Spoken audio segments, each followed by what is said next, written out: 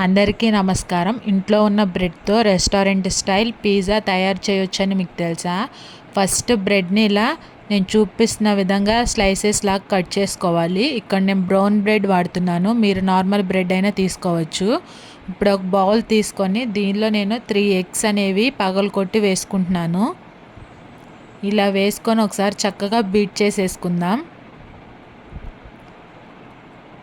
ఇప్పుడు ఇందులో నేను సాల్ట్, పెప్పర్ అలాగే చిల్లీ ఫ్లేక్స్ కూడా వేస్తున్నాను. ఇప్పుడు ఒకసారి చక్కగా కలిపేసుకుందాము. ఇలా కలిపిన దాన్ని ఎగ్ బీట్ని పక్కన పెట్టేసేద్దాం. ఇప్పుడు స్టవ్ ఆన్ చేసి స్టవ్ మీద ప్యాన్ పెట్టి ప్యాన్ హీట్ అయిన తర్వాత బటర్ వేస్తున్నాను. మీరు ఆయిల్ అన్నా వేయొచ్చు, లేకపోతే నెయ్యి అన్నా వాడండి. ఇప్పుడు నేను చూపిస్తున్న విధంగా బ్రెడ్ స్లైసెస్ అనేవి పెట్టేసి మనం ఇందాక బీట్ చేసుకున్న ఎగ్ ఉంది కదా, దాన్ని వేసేయాలి. ఇప్పుడు మనము ఇది చక్కగా వేపేసుకోవాలి. ఒక పక్కన గోల్డెన్ కలర్ వచ్చిన తర్వాత టర్న్ చేసుకోవాలి.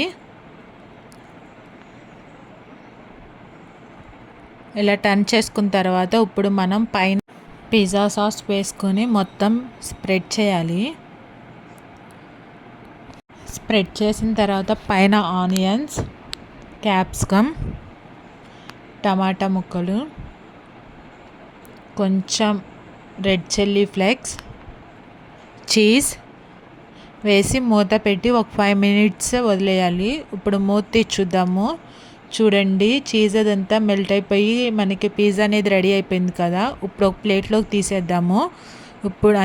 ఇప్పుడు కట్ చేసి చూద్దాము. అంతేనండి, మన ఎంతో tasty bread pizza ready. Please subscribe చేయండి.